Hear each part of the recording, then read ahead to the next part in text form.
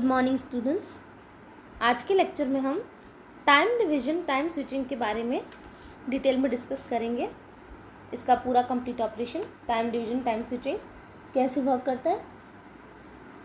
Last lecture में students हमने discuss किया था टाइम डिवीजन स्पेस स्विचिंग। अब टाइम डिवीजन स्पेस स्विचिंग में क्या था कि सैम्पल्स जो थे हमारे, जो इनलेट पे हमारे सैम्पल्स आ रहे हैं वो एनालॉग भी हो सकते हैं, डिजिटल भी हो सकते हैं। लेकिन यहाँ पर टाइम डिवीजन टाइम स्विचिंग के केस में जो हमारे सैम्पल्स होंगे वो हमेशा पीसीएम ही होंगे, यानी कि पीसीएम मीन्स डिजिटल सैम्पल्स ही होंगे और पैम सैम्पल्स नहीं होंगे। पहली चीज़ ये। दूसरा डिफरेंस क्या है इसका स्पेस स्विचिंग के रिस्पेक्ट में, ये है कि यहाँ पर जो मैं पहले स्पेस स्विचिंग में टाइम डिवीजन स्पेस स्विचिंग में आप मेमोरी ब्लॉक यूज़ नहीं करते थे, वहाँ पर हम बस यूज़ करते थे। अब जो वो बस थी टाइम डिवीजन स्पेस स्विचिंग में वो रिप्लेस हो गई है किससे? मेमोरी ब्लॉक से। In case of time division time switching में जो आपकी बस है वो रिप्लेस हो गई मेमोरी ब्लॉक से और आपके सैम्पल्स जो है वो भी केवल पीसीएम रहेंगे। अब देखिए students, features. Memory block is used instead of बस। पीसीएम सैम्पल्स के लिए सूटेबल है। यहाँ पे क्या होगा, एक टाइम डिले आएगा सैम्पल में। जब इनलेट से वो आउटलेट की तरफ जाएगा तो उसकी डिलीवरी में एक टाइम डिले आपको मिलेगा। हाथों हाथ काम नहीं होगा, हाथों हाथ जैसा कि आपका स्पेस स्विचिंग में हो रहा था। जैसे आपने एलोकेट किया तो डायरेक्ट ट्रांसफ़र होता रहा था इनलेट से आउटलेट, यहाँ पर कुछ डिले के बाद आएगा। तो स्टूडेंट्स ये इसका डायग्राम है। तो सबसे पहले जो इनलेट से इन गेट में आ रहे हैं, फिर वो आपके एमडीआर मेमोरी में जा रहे हैं, डेटा इन में सीरियली जा रहे हैं। फिर बीच में आपका लगा हुआ है मैपिंग का circuit, data words of n words of 8 bit each. फिर MDR again data out, data serially in आ रहा है और आउट जा रहा है पैरेलल फॉर्म में। सीरियल टू SP, S/P का मतलब serial to parallel converter, and P/S का मतलब पैरेलल टू सीरियल कन्वर्टर। और फिर आपके आउट गेट में आके बाहर आउटलेट्स पे ट्रांसफ़र हो गया। अब यहाँ पे जो कंट्रोल सिस्टम है वो बीच में लगा हुआ है आपका। Control memory n words of log to n bits each, MAR modulo encounter, same जैसा कि स्पेस स्विचिंग में था।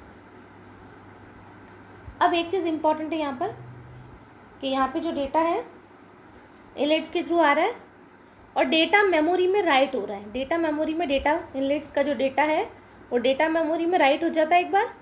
फिर आप उसको लेटर कुछ टाइम बाद, थोड़े टाइम बाद, ज़्यादा टाइम बाद, जैसे कि आपका टाइम ड्यूरेशन स्लॉट एलोकेट होता है उसके हिसाब से आप उसको बाद में पढ़ सकते हैं। एक और चीज़ यहाँ पे कि इनकमिंग और आउटगोइंग डेटा जो है वो सीरियल फॉर्म में रहेगा। लेकिन जब डेटा को लिखना होगा हमें, जब डेटा को राइट करना होगा या फिर मेमोरी से रीड करना होगा तो वो पैरेलल फॉर्म में होगा। यानी कि आपका incoming and outgoing data serial form में है, लेकिन जब आप डेटा को राइट करेंगे या फिर रीड करेंगे मेमोरी से तो वो हमेशा काम आपका पैरेलल फॉर्म में होगा। थर्ड चीज़ है, यहाँ पे कोई भी फिजिकल कनेक्शन नहीं है आपके इनलेट्स और आउटलेट्स के बीच में। Okay, no physical connection between inlets and outlets. अब इंफॉर्मेशन जो है वो रियल टाइम में ट्रांसमिट नहीं हो रही है, यहाँ पे ट्रांसफ़र नहीं हो रही है। इसको पहले आप स्टोर कर रहे हो मेमोरी में और फिर लेटर ट्रांसफ़र कर रहे हो आउटलेट की तरफ, तो रियल टाइम में इंफॉर्मेशन ट्रांसफ़र नहीं हो रही है। Information is not transferred in real time, it is first stored in memory and later transferred to outlet. अब इसका equivalent circuit basic time division time switching का n क्रॉस n की matrix है। फिर कुछ डिले के बाद में आपने एक बार राइट कर दिया इन्फॉर्मेशन को, स्टोर कर दिया मेमोरी में, फिर कुछ डिले के बाद में आप इसको ट्रांसफ़र कर रहे हैं आउटलेट पे। अब टाइम डिवीजन टाइम स्विच जो है इसको कंट्रोल 3 तरीके से किया जा सकता है। Sequential right, first is sequential write random read, second is random write sequential read, and third is random input random output. तो सबसे पहले हम देखते हैं इसके जो कंट्रोल मेथड्स हैं उनको डिटेल में डिस्कस करते हैं। पहला है आपका sequential write and random read. Sequential right और रैंडम रीड में क्या होता है, इनलेट्स और आउटलेट्स दोनों को स्कैन करेंगे आप sequentially. The inlets and outlets are both scanned sequentially. Samples जो हैं इनलेट से आपके डेटा मेमोरी में सीक्वेंशियली राइट हो रहे हैं. पहले आपने स्कैन कर लिया इनलेट्स और आउटपुट्स को, फिर इनलेट से आपने सैंपल लिया और डेटा मेमोरी में सीक्वेंशियली उसको राइट कर लिया, क्योंकि यहाँ पे सीक्वेंशियल राइट है. अब जब उसको रीड करने की बारी आएगी तो वो रैंडमली रीड होगा. The samples are read from data memory randomly and then deliver to outlets. तो ये आपका काम था सीक्वेंशियल राइट, रैंडम रीड का. सेकेंड है आपका random write, sequential read. The inlets and outlets are both scanned sequentially. आप इनलेट्स और आउटलेट्स दोनों को सीक्वेंशियली स्कैन करेंगे. फिर आपके सैंपल इनलेट से आ गए और उनको डेटा मेमोरी में आपने राइट कर दिया रैंडमली, क्योंकि यहाँ पे रैंडम राइट है. Then samples are read from data memory sequentially and deliver to outlets, क्योंकि यहाँ पे क्या है, सीक्वेंशियल रीड है. तो आप डेटा मेमोरी से जो रीडिंग करेंगे सैंपल्स की सीक्वेंशियली करेंगे और आउटलेट्स को डिलीवर कर देंगे. तो ये आपका second point, random right and sequential read. अब हमारा थर्ड जो है मेथड कंट्रोल करने का, वो है random input and random output. अब आप क्या कर रहे हैं, इनलेट्स को और आउटलेट्स को जो स्कैनिंग कर रहे हैं वो रैंडमली कर रहे हैं. रैंडम स्कैनिंग हो रही है यहाँ पे. और आपका जो डेटा राइटिंग और डेटा रीडिंग का काम है वो सीक्वेंशियली परफॉर्म होगा डेटा मेमोरी पे. तो रैंडम इनपुट रैंडम आउटपुट में inlets and outlets are both scan randomly और डेटा राइटिंग एंड, तो स्टूडेंट्स यहाँ पे रैंडम इनपुट और रैंडम आउटपुट के केस में आपका इनलेट आउटलेट्स स्कैन रैंडमली होंगे और डेटा राइटिंग एंड रीडिंग जो है आपके वो सीक्वेंशियली परफॉर्म होंगे.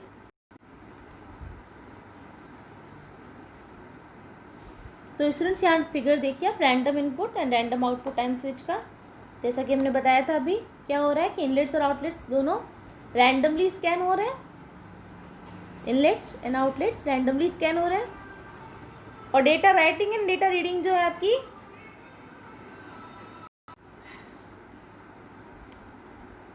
और यहाँ पे sequentially data reading and data writing हो रही है. अब स्टूडेंट्स आपके टाइम डिवीजन टाइम स्विच के जो ऑपरेशन मोड्स हैं, दो मोड्स हैं यहाँ पे, phased operation and slotted operation. अब हम देखते हैं कि फेज ऑपरेशन में क्या होता है. The switching procedure is divided into two phases. दो फेज में आप स्विचिंग प्रोसेसर को डिवाइड कर देते हैं. पहला फेज है आपका, the data from inlets are stored in the data memory sequentially और randomly according to control method used. यानी कि जो आपका डेटा इनलेट से आ रहा है स्टोर होके, वो डेटा मेमोरी में सीक्वेंशियली या फिर रैंडमली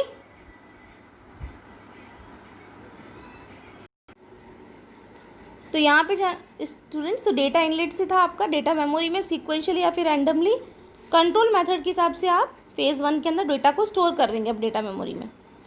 अब जब आपका डेटा स्टोर हो गया डेटा मेमोरी में, जैसा आपका कंट्रोल मेथड था उसके हिसाब से, तो फेज़ 2 में नेक्स्ट आपको क्या करना है, रीडिंग करनी है डेटा की.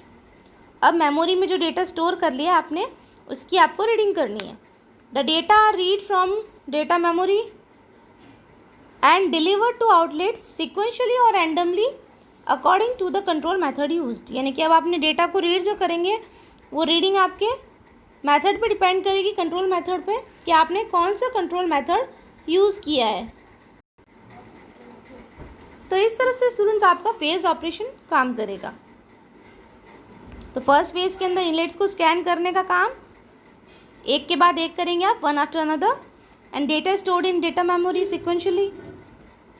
नेक्स्ट फेज में आप क्या करेंगे, आप रीडिंग करेंगे कंट्रोल मेमोरी के सेकंड फेज में, और जो आपकी कॉरस्पॉन्डिंग लोकेशन है डेटा मेमोरी का, वो एक्सेस होंगी और डेटा आपका ट्रांसफ़र होगा, transfer to outlets in sequence.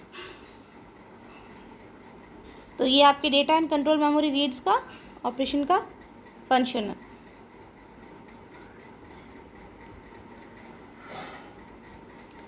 अब नेक्स्ट देखिए students, slotted operation. Slotted operation आपका कैसे काम करेगा?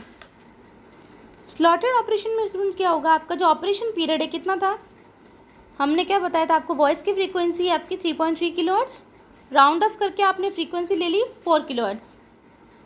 अब नाइक्विस्ट क्राइटेरिया के हिसाब से हमेशा इंफॉर्मेशन सिग्नल की ट्वाइस फ्रीक्वेंसी जो होती है दैट इज़ सैम्पलिंग फ्रीक्वेंसी। तो आपकी sampling frequency in case of voice, क्योंकि यहाँ पे फ़ोन है तो आपका जो इनपुट होगा वो वॉइस होगी हमेशा, तो आपकी सैम्पलिंग फ्रीक्वेंसी हो जाएगी 8 किलोहर्ट्ज़। अब आपकी सैम्पलिंग फ्रीक्वेंसी जब 8 किलोहर्ट्ज़ हो जाएगी तो यहाँ से आप टाइम निकाल लेंगे, time is equal to 1/f। तो 1/8 किलोहर्ट्ज़ जब आप करेंगे तो आपका ऑपरेशन पीरियड निकल जाएगा और वो आ जाएगा 125 माइक्रोसेकेंड के इक्वल, यानी कि operation period is equal to 125 microsecond. अब हम टाइम डिवीजन टाइम स्विचिंग में क्या कर रहे हैं, स्विचिंग कैपेसिटी के हिसाब से हम इस ऑपरेशन पीरियड को टाइम स्लॉट्स में डिवाइड कर रहे हैं और टाइम स्लॉट्स में ही हमारा डेटा इनलेट से आउटलेट में ट्रांसफ़र होता है, इसलिए हमारे पास डिले आ जाता है। तो डिले किस वजह से, टाइम स्लॉट्स में हमने डिवाइड कर दिया, एक के बाद जिस टाइम स्लॉट में उसकी जगह होगी उसके हिसाब से आपका इनलेट से आउटलेट में डेटा ट्रांसफ़र हो जाएगा। तो data from inlet is stored in data memory, then a data is read and delivered to its corresponding outlet. तो आपका हर टाइम स्लॉट में डेटा जो है इनलेट से स्टोर हुआ डेटा मेमोरी में और फिर आपका डेटा रीड एंड डिलीवर हो गया कॉरेस्पॉन्डिंग आउटलेट में। अब वन सैम्पल डिले 125 माइक्रोसेकेंड में भी इंट्रोड्यूस, इतना डिले आपका इंट्रोड्यूस हो सकता है लगभग, क्योंकि यहाँ पे हमारा जो ऑपरेशन पीरियड है वो कितना है 125 माइक्रोसेकेंड। तो स्टूडेंट्स ये आपके स्लॉटेड ऑपरेशन का डायग्राम है। टोटल आपका ऑपरेशन पीरियड है 125 माइक्रोसेकेंड। तो इसको आपने इनलेट्स, जितने भी आपके इनलेट्स है 1 to n, उन सबको जो टाइम पीरियड है वो आपने एलोकेट कर दिया 125 माइक्रोसेकेंड। अब आपने एक पोर्शन लिया, इसमें आपका डेटा मेमोरी राइड होगा, control memory read and then data memory read. तो यहाँ पर data memory write and control memory read एक साथ हो रहे हैं, यानी कि दो ऑपरेशन टाइम स्विचेस के एक साथ हो रहे हैं आपके। तो ये है आपका slotted operation time division time switch का। तो स्टूडेंट्स आप देखिए,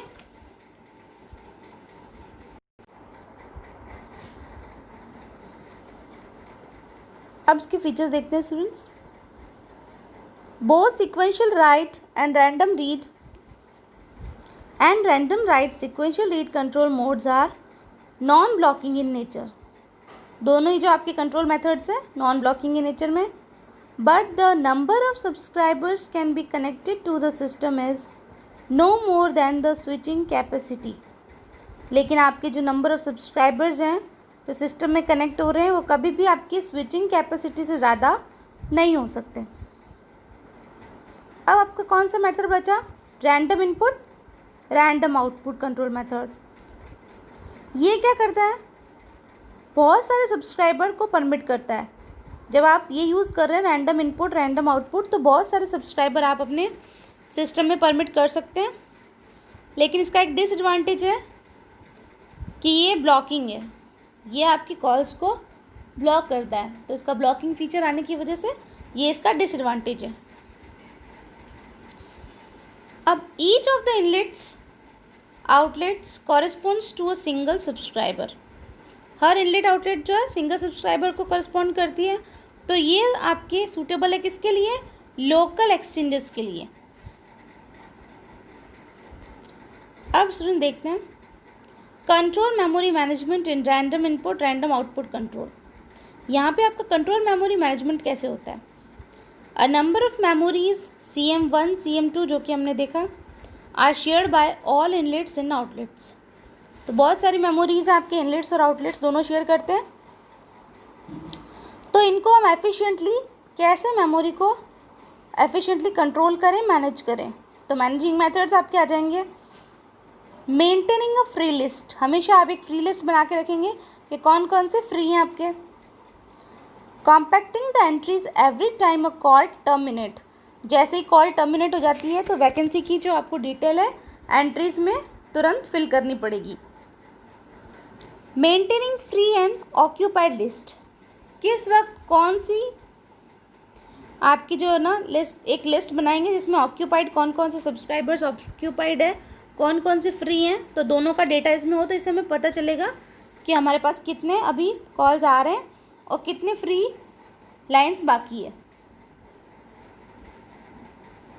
तो स्टूडेंट्स आई होप आज का लेक्चर आपको अच्छे से क्लियर है टाइम डिवीजन टाइम स्विचिंग का। Thank you.